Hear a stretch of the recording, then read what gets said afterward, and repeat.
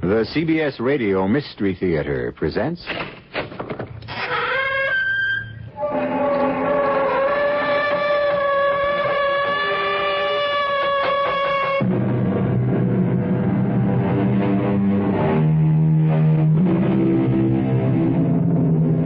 Come in. Welcome. I'm E.G. Marshall. Once again, it's my pleasure to tantalize you with a mystery. And not a whodunit, but a, so to speak, why-done-it. Frankly, I much prefer the why to the whodunits, because they're just so darn difficult to solve, if you manage to solve them at all. For example, why... But no. Let Rose Corbin, our heroine, ask the question. But why, Hank? Why would anyone commit murder because of this coat? I don't get it either, Rose. It's just a plain, ordinary imitation leopard skin coat. We know that. Well, do we? What do you mean? I mean, this coat has been the cause of more than one murder and attempted murders. It may look plain and ordinary, but, Rose, it can't be. Someone wants this coat. Wants it badly enough to kill for it. And, Rose, do me a favor, will you? What favor, Hank? Stop wearing it.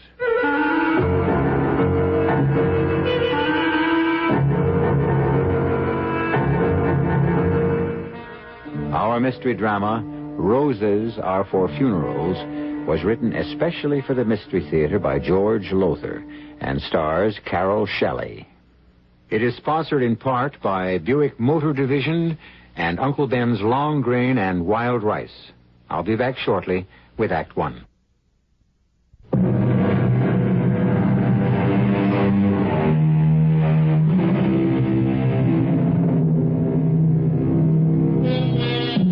Well, now, I'm not going to make the mistake the famous mystery writer E. Phillips Oppenheim once made and bet that you can't solve this mystery. You know what happened to him. You don't? Well, he bet his readers a large sum of money that they couldn't solve the mystery. And many of them did. So, no bets. Tell you what I will do, though. I'll play fair, as always, and make sure you have all the clues I have. Every single one. I'll even tell you when you've got all the pieces you need to put the puzzle together. And nothing can be fairer than that, right? Okay, then.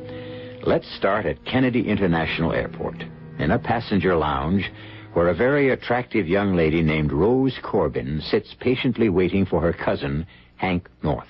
Pardon, mademoiselle. Yes? Please, may I introduce myself? My name is Simone Lavaux. Yes? Please, I must talk quickly, very fast, because my flight has already been announced for Paris. What is it you want? You will think it is such a foolishness, mademoiselle, but I wish to buy your coat. You wish to buy my coat, this coat I'm wearing? Yes, please. It's a strange thing to ask, I know. It's a very strange thing to ask, especially when you're wearing the same kind of coat. Oh, no, it's not the same. Well, yours is real leopard skin, of course, while mine is only imitation, and a different style, too, but... Please, let me explain, and then I know you will agree to my very strange request. Well, you can explain, but I'm not selling you this coat. Please, mademoiselle, the problem is my sister. She's my twin sister in Paris. Vous savez, elle est très pauvre. She's very poor, and she's married to a man who does not make much money. I'm sorry about that. Please, je vous en prie, please listen. When we were children, my sister and I always wore identical clothes.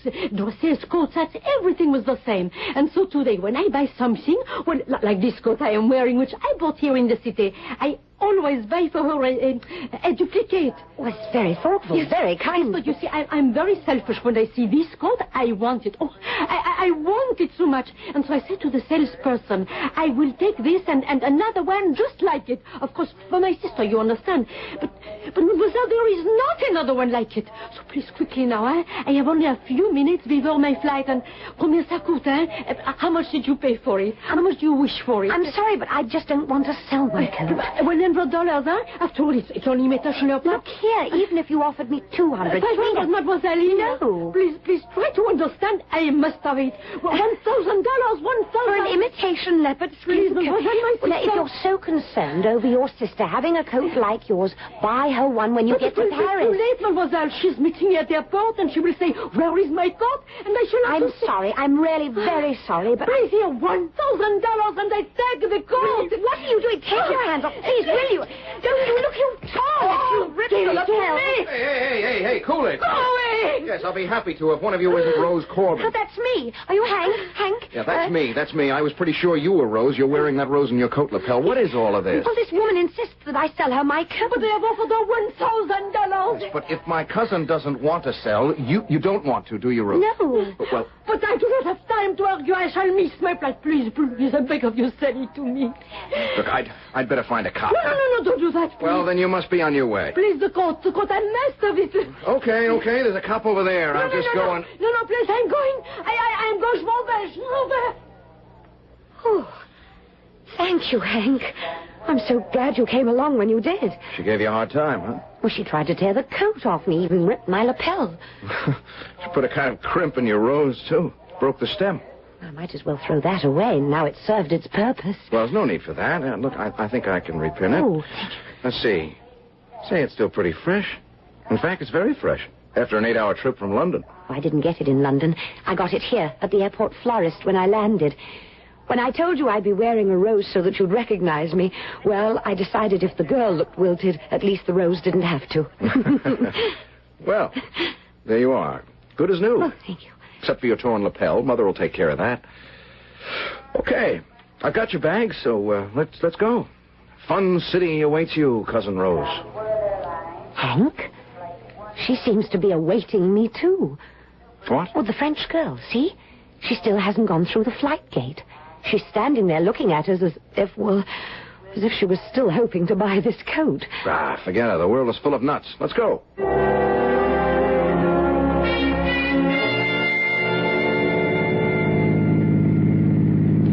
Well, yes, we have bridges in London, but nothing like this, Hank. The Triborough, you said? Yep. Look over there. How's that for your first sight of New York City? Oh, it's sensational. It's too bad you didn't arrive at night. That skyline all lit up. It's out of sight. I'm sure it is. Oh, Hank, I'm so grateful to you and Aunt Ruth, letting me stay with you on my first trip to the States. Letting you stay? They're happy to have you. In fact, now that I see you, I'm delighted to have you. I'm very glad we're cousins twice removed. Why?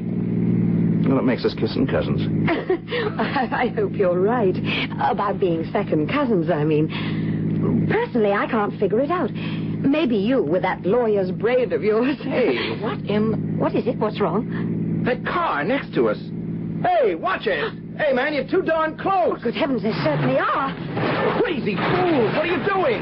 Get over. We'll have an accident. Well, we sure will if they don't... Well, they got the idea. They're pulling ahead, thank heaven. Pulling ahead, but right in front of us.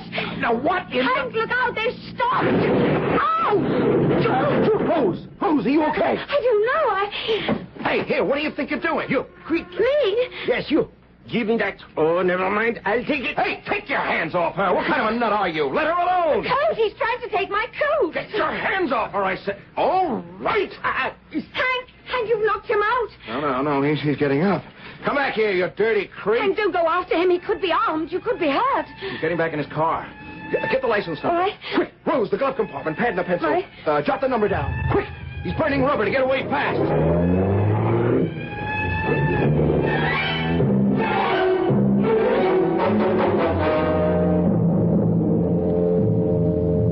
They tried to kill us, Mother. They did. I know they did. And he, the man who jumped from their car and ran back to ours, he wanted my coat as badly as that woman at the airport. It's unbelievable. It's altogether unbelievable. It's incredible. That's what it is. Now, just a minute. You say she was willing to pay $1,000 for it. For imitation leopard skin. But she wanted it and had to have it for her twin sister? Yeah, well, I don't buy that, Mother. This second attempt to get a hold of the coat. I mean, by a guy who was ready to kill us in an accident if it turned out that way. No. There's something about that coat. Something somebody wants. Yes, but what could anyone want with an imitation leopard skin coat? Where'd you buy it, Rose? Harrods in London. I wish I knew how to straighten out the mystery of Rose's coat. Oh, dear. You don't straighten out a mystery. You solve it. And I ought to know. I've read hundreds of them every year. Solve most of them, too. We'll try solving this one then, Aunt Ruth. Well, as a matter of fact, I've been thinking, and I may have the answer. You have? Just may have. Would you bring me the coat, dear? Of course. I won't be a minute. What do you think of her, Mother? Oh, she's beautiful, and she's just so charming, so poised. She may not have much money, son, but she does know how to wear clothes. And with a figure like that, the clothes wear her. Well, I don't mind saying she's exactly the sort of girl I hoped you'd marry one day. Yeah, well, in that case, I'm glad she came over. I'm glad you invited her. Oh, that's why I invited her. Here it is, Aunt Ruth. Thank you, my dear. Oh, this rose you wore is wilted, poor thing. Small wonder. It's really taken a battering. I suppose it just decided to give up. Mother, what are you doing? Now you know my methods, Watson. Apply them. I'm examining the lining. The lining? Oh, no, I could be wrong, but it wouldn't surprise me if something were hidden in this lining. For what, for goodness sake? Well, let me see. Certainly not jewels, or I'd be able to feel them. You're going over that lining like an expert, Mother. Well, that's what comes of being a mystery story addict. Oh, wait. Not heroin either. Heroin? Oh, it's been done. Well, not anymore, though. The customs people were onto that, ages ago. I'll go. Now, if heroin were concealed in the lining, I'd be able to feel the crinkly little glassine envelopes. Oh. What? There's nothing hidden in the lining. Nothing I can see, anyway. Oh, was it paper delivery, dear? Yeah. Now, why are you looking at the front page? It's as if you've just been shocked out of a year's growth. Because it could be I just have been. Hank? Listen to this. Headline reads, Woman murdered on Paris-bound plane. What? A woman identified as Simone Laveau of Paris, France. That's her. That's the woman who wanted to buy my coat. I know. Just listen now. Was found dead in her seat aboard Flight 219 for Paris late this afternoon. An hour after takeoff, a hostess, Andrea Klein, noticed that Miss Laveau was slumped in her seat and thought she was asleep. She secured a cushion to place behind the young woman's head, and on doing so, discovered she was dead. Oh, no. Further examination disclosed a deep knife wound in her left side. Since the flight was only an hour out from New York City, Hostess Klein recalls that a man was seated next to her just before takeoff, was nowhere to be found on board following the discovery of the murder. What does this mean, Hank? I'll tell you one thing it means, Mother. I'm going to police headquarters right now, and I'm taking that coat with me. Yes, but Hank... Rose, a woman who was willing to pay $1,000 for this piece of imitation leopard skin, was murdered an hour or so later. Why? A man neither of us ever saw before nearly killed us in a crash on the Triborough so he could get this coat off you. Why? Well, we better find out why, because... Yes, because... I could be wrong. I hope I am. But this coat, it could be a death warrant, Rose. Whose? Yours. Now, of course, you're thinking, so Ruth North, Hank's mother, examined the lining of that coat and found nothing. So what? Obviously, the coat contains something. Maybe it does, then again, maybe it doesn't. In fact, to be absolutely truthful with you, no. Why should I be? You have all the clues. Use them. I'll be back shortly for Act 2.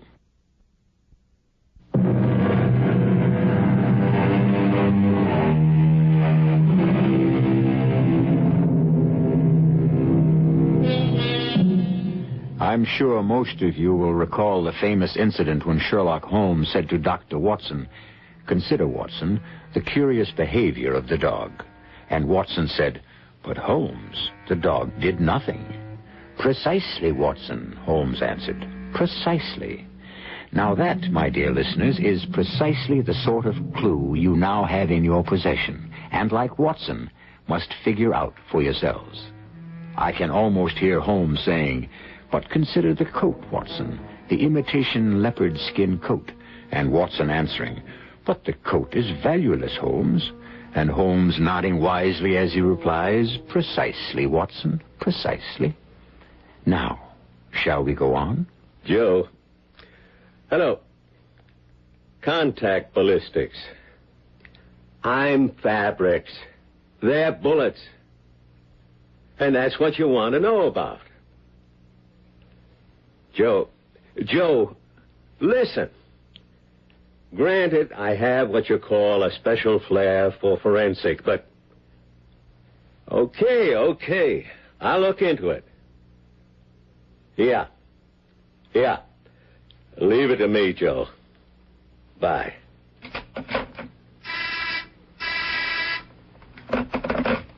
Lieutenant Maxwell. Show him in.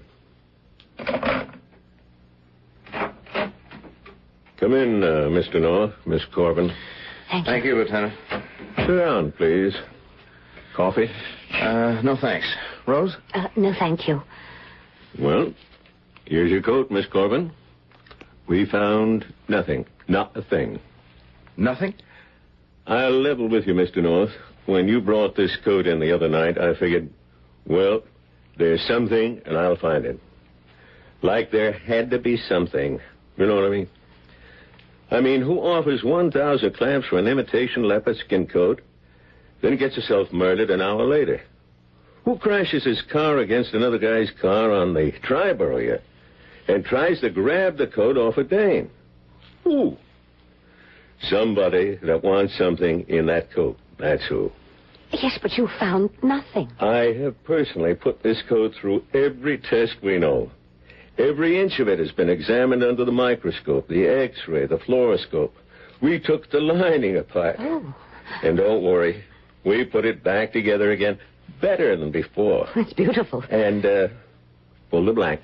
Well, I don't get it, Lieutenant. I mean, if it was just that woman willing to pay $1,000 for this coat, but a guy crashing his car into mine on the bridge and then trying to rip that coat off Rose, Miss Corbin.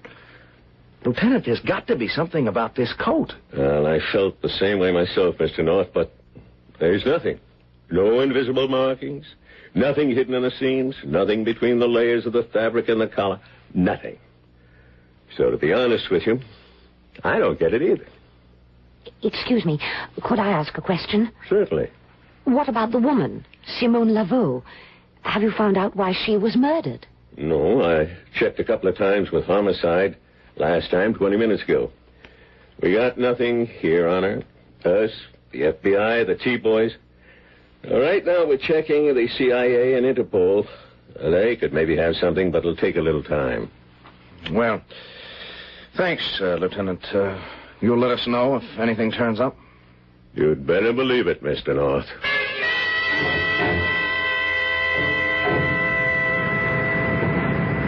Well, so much for the coat, Rose. That's that, I guess. What would you like to do? Oh, don't you have to get back to your office? Yeah, well, not until late this afternoon. I scheduled my day so I could spend most of it with you. Say, I know.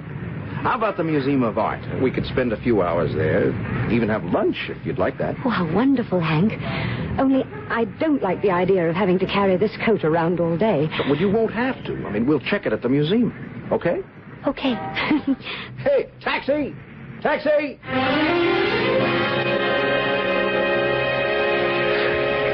Enjoy your sandwich, Rose? Oh, yes, only I'm so full.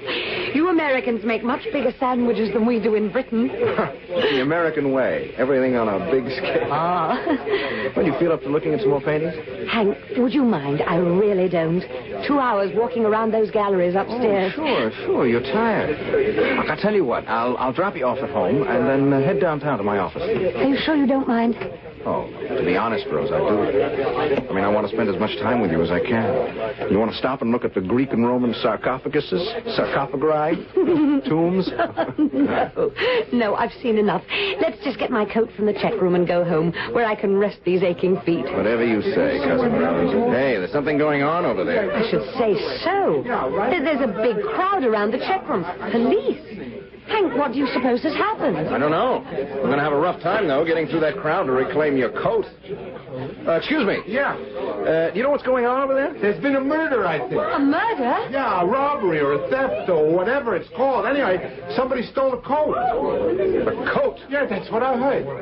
You don't happen to know what kind of coat? Yeah, I think they said a leopard skin coat, somebody said. Imitation leopard. Another cup, Rose? Oh, thank you. I'm getting to like coffee. Oh, or is that another way of saying you don't care for my tea? Oh, no. No. Tea or coffee, when you finish that, I think it'd be smart to stretch out for a while and have yourself a nap. I mean, you've had kind of a rough day.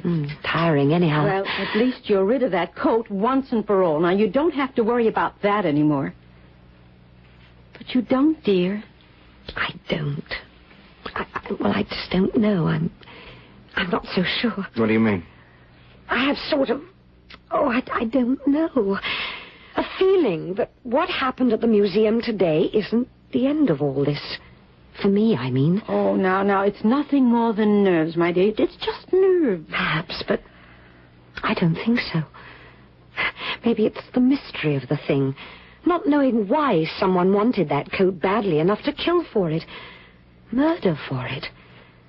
Looks like we'll never know now. Well, look, it's over now, and we can forget it, as Mother says. And now, if you ladies will excuse me... Well, where are you going? To the office. Oh, but this late in the afternoon, it's after 4. And the brief I wanted to finish up at 3 is still waiting to be finished. Now, Hank, you work too hard. Couldn't it wait until tomorrow? Don't forget there's the theater tonight. I'll be back at 6:30, the latest, so don't... I'll get it. Hello? That you, Mr. North? Yes. Lieutenant Maxwell? Yeah, I tried you at your office. They said I might find you at home. You gonna be there another hour or so? Well, if it's important... I think it is. I've got the answer. Anyhow, I think I've got the answer to our little mystery. I want to come over and check it out. Yeah, well, sure, but what is the answer? One thing, Mr. North, we got a report from the Paris branch of Interpol on the Simone Laveau woman. Yeah, what about her? She was a foreign agent, one of the higher-ups in the spy ring. A spy ring? Spy ring?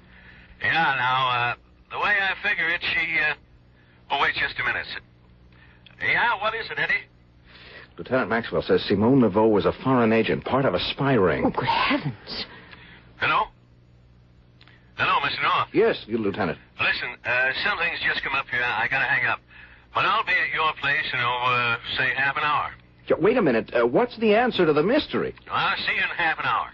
Lieutenant, don't leave us hanging like... Well, I'll be. Well, what was all that about, Hank? Well, Maxwell says he has the answer to the mystery, or he thinks he has. He'll be over here in half an hour to check it out. What is the answer? He didn't tell me. He got called away on something. He had to hang up. Well... Who are you calling? The office. That brief will have to wait until tomorrow now.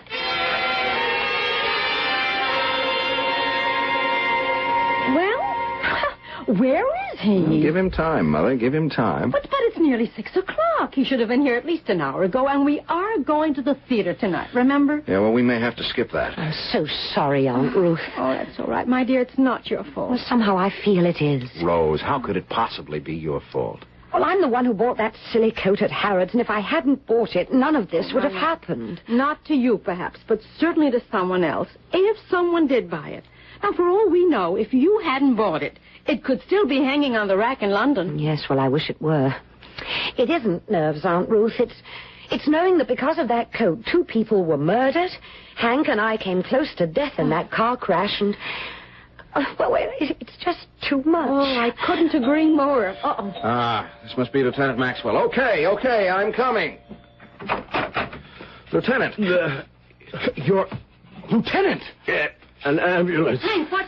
Oh, my heavens, Hank, be quick. He's collapsing. I've got him. Mother, call an ambulance. An ambulance. Hank, is he hurt badly? My back, my knife. All right, let me get him onto the couch. Okay, Look, get his coat on. All right. And his shirt. No, too late. The name is North. Finish. Oh, that's what you think. That's right. Rose, the medicine cabinet in the bathroom. Yes. Bandages, iodine. Yes, all right. No. Listen, look, you better not talk. Just let me get these things off you, so I... The ambulance is on the way. Oh, my dear. Lord, I've never seen so much... Listen, Oh. Yes, Lieutenant. the guy that did this, How did he do it? not much time. She... Rose? Life in danger. Rose's life? In danger? Yes. She... Man's in agony. Here are some bandages and some iodine. Lieutenant. guy that did this must found out. I know the answer to the code.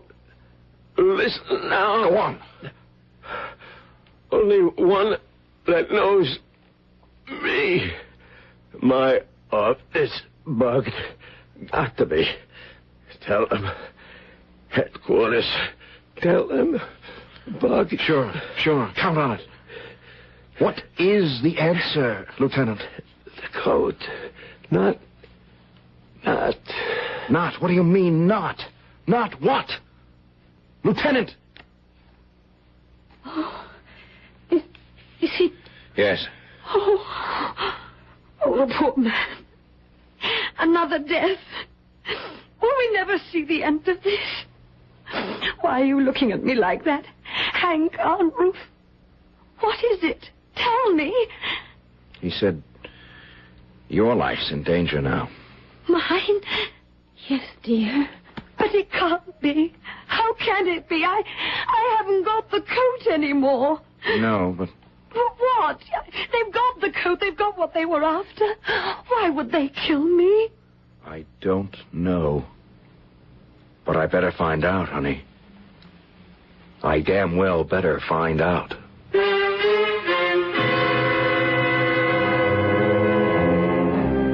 He'd certainly better do just that, or Rose Corbin, the very attractive young woman Hank North has fallen in love with, may not live much longer. But how can he find out the answer to this baffling mystery? Where does one start? What does one do? Where would you start? What would you do? I'll be back shortly for Act 3.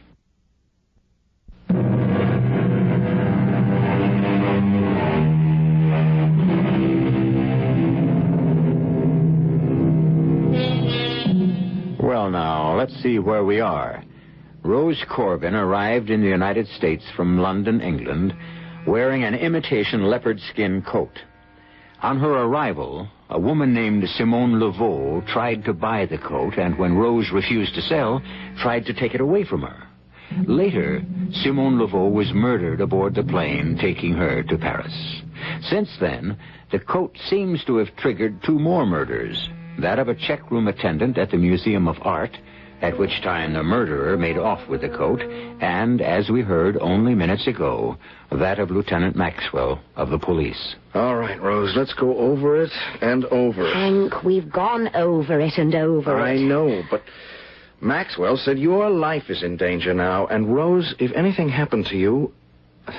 Well, it isn't going to, not if I can help it. You bought the coat in Harrods the day before you took off to visit us here. Yes. And no one accosted you at Heathrow before you boarded the plane, or on the plane. Nobody even mentioned the coat. No one. But the minute you got off the plane at Kennedy International, this Simone Laveau... Well, not the minute I got off the plane. First, I went to the florist to buy the flower... The rose I said I'd wear so you'd recognize me. Yeah, but just after that... She came up to me and asked to buy the coat and got very upset when I said I wouldn't sell it. I mean, practically began to tear it off me. I just don't get it. We know there was nothing hidden in the coat. No invisible message, nothing. But we do know that Simone Laveau was a foreign agent. Now, there's just got to be some connection between the coat and her being a foreign agent. There's got to be. Hank, dear, why don't we forget it till after we've had dinner? We're all so tired and upset. Yeah, you're right. Go and get ready, and we'll take off for Antonelli's, huh? I won't be long. All right.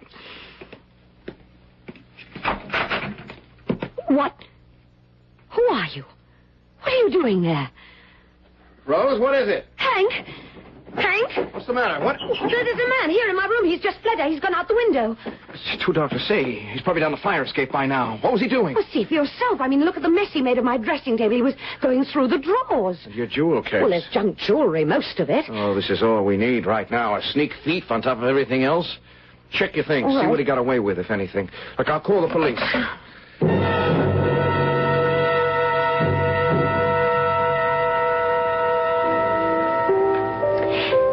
And to what, Mr. North, do I owe this royal treatment? Royal treatment? Well, a call from your secretary saying to meet you at 5 o'clock at this swank watering hole, and then the arrival by messenger of this absolutely lovely little nosegay with instructions to wear it. Well, you leave tomorrow for England, and there's something I want to say to you. Something important. That's why I wanted to meet you here, alone and without Mother this time. And, well, as for the little nosegay, it's just a little something to make the occasion. Well, here I am, wearing my most attractive suit and the nosegay. So what do you want to say? Good afternoon. May I take your order? Martini, Rose? Rose? What? Martini? Oh, yes. 2 martinis, waiter. Very dry. Yes, sir. Would Madame like me to take her jacket?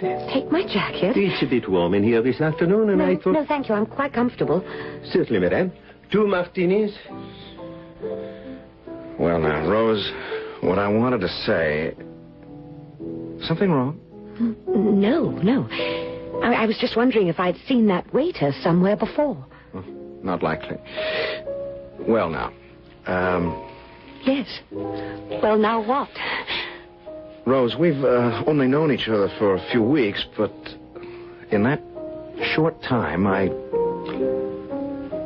fallen in love with you, and I want you to marry me. Will you? Of course. Of course. Just like that? What did you expect me to say? Oh, sir, this is so sudden. No, but... I'm in love with you too, Hank. Head over heels. Oh, Rose. Well, I guess it's time then for me to give you this. Oh, Hank. Oh, it's gorgeous. Oh, darling, that diamond must have cost a fortune. You're worth a fortune. Hold out your hand. There. Oh, thank you, dearest. Thank you so much.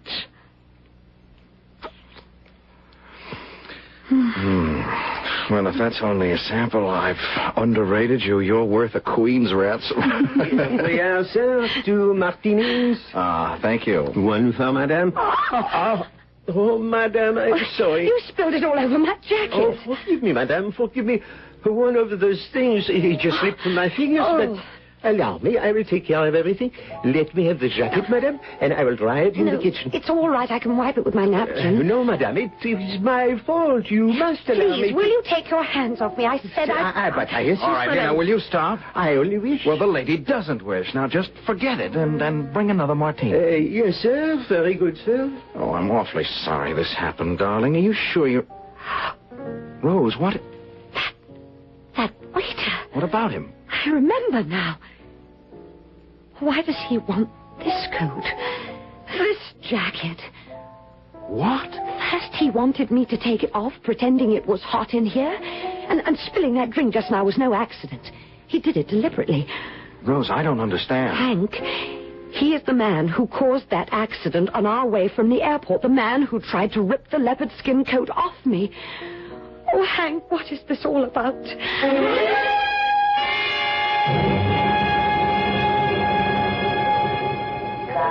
Ah, that's your flight they just called. Now have a good trip home, Rose, and we'll be looking forward to seeing you again in a week or 10 days, dear. Quicker than that, Aunt Ruth, if I can wind up my affairs in London sooner.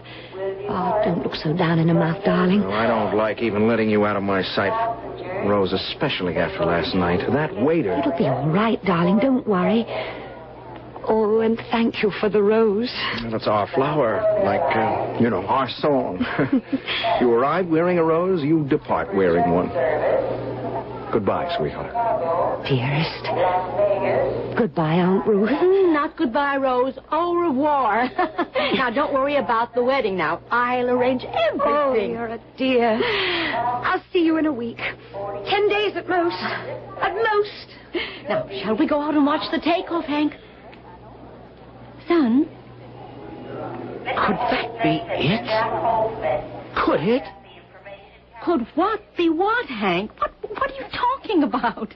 The coat she was wearing when she arrived. The jacket she was wearing last night. Good Lord! The jacket she's wearing now. Could it be that? Hank, what in the world are you... I've been thinking. What did Lieutenant Maxwell mean when he said, just before he died, the coat, not. No, I know. It wasn't the coat at all. It wasn't the jacket. If I'm right, they are after... What? Hank, after what? The flower pinned to Rose's lapel, Mother. Not the coat, not the jacket. The flower.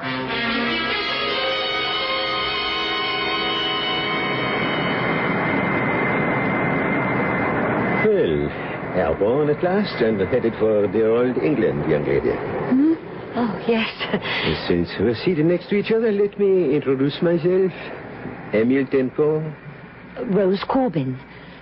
Have you been visiting in the States long? Not really. A few weeks. I'm going to... how did you know that? But how did I know? Well, that I was visiting in the States.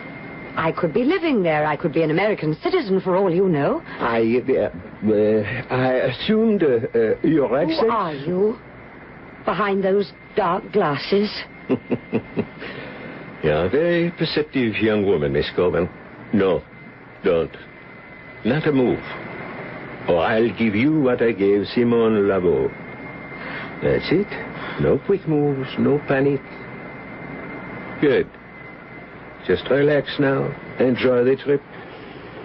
And we'll be at Heathrow Airport before you know it. Enjoy the trip. I would if I were you. It's the last trip you're ever going to make.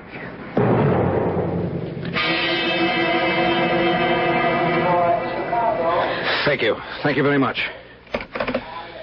Well? We're to go to the operations office at once. He said he'd have a government agent there by then. Come on.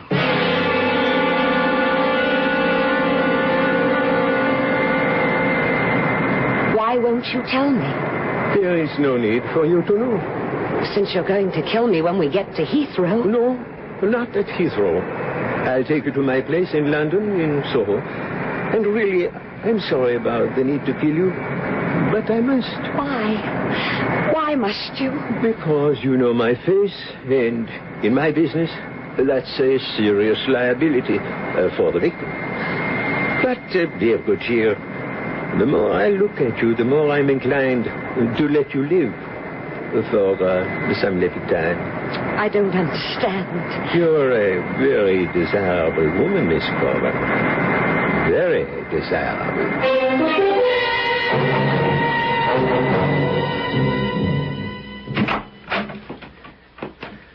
Yes, Hank, what... The government men said to wait here. Yes, but... They're going to radio the pilot. Oh. I gave them as clear a description of the man, the guy who tried to get the coat from Rose in that accident on the bridge and who palmed himself off as a waiter last night. And then what?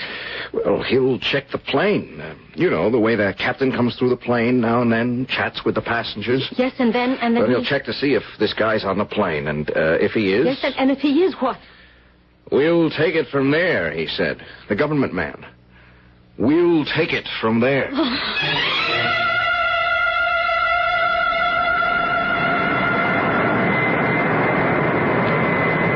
Did you enjoy the movie? Are you joking? Just making small talk. If you must talk, why not tell me what it is you want? Why did you cause that accident on the Triborough Bridge and try to get the jacket I had on last night? What is it you're after? Patience, Miss Corbin. We'll be landing at the Heathrow in half an hour. Another hour or so, we'll be at my place in Soho. And perhaps an hour or so after that, I'll tell you. And perhaps not.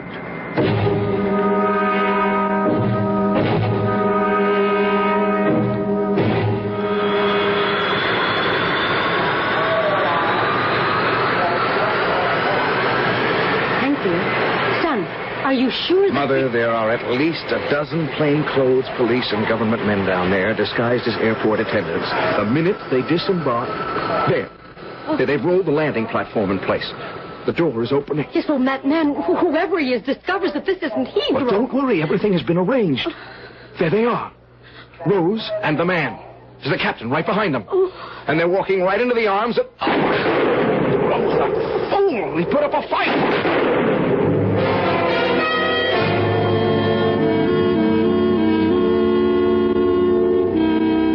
It was as simple as that, Rose. I mean, the captain turned the plane around and circled Kennedy International for a few hours, pretending you were flying to Heathrow. You fooled me, but not him.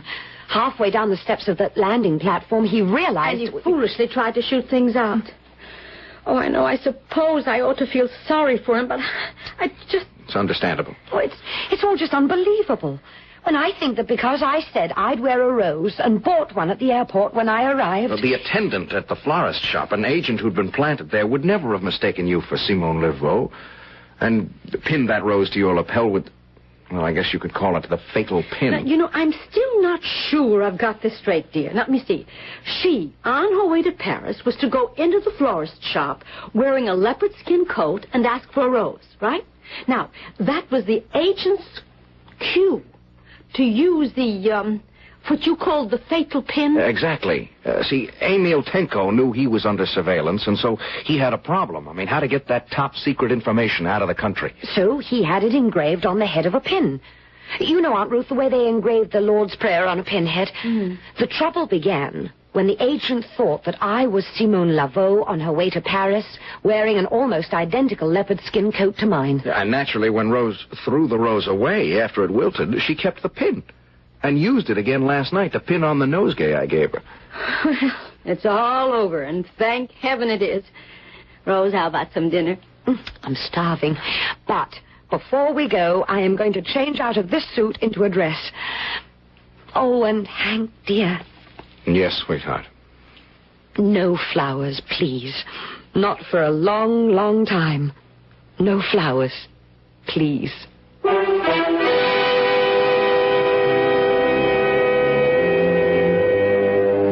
And so, as you see, like all good, seemingly insoluble mysteries, the solution to Roses Are for Funerals was very simple indeed. In fact, I even gave you a clue in the title. What could be fairer than that? I'll be back shortly.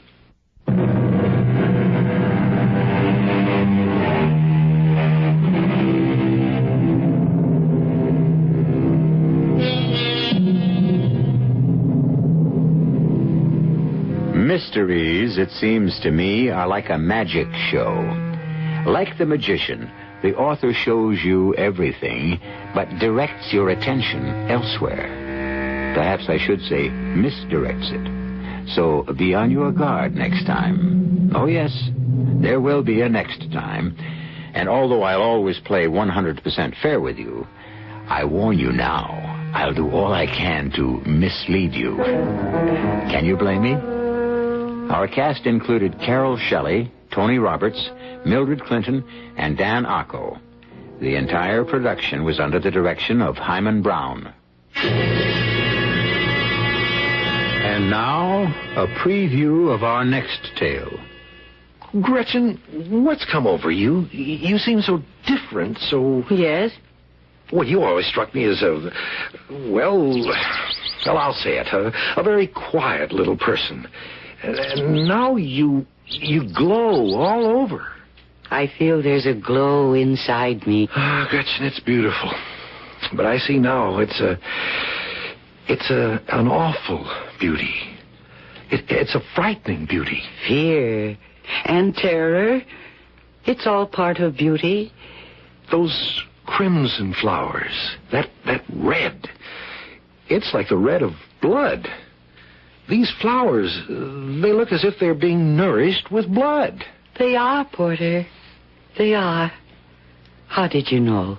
Radio Mystery Theater was sponsored in part by imported Vigna Rosé wine.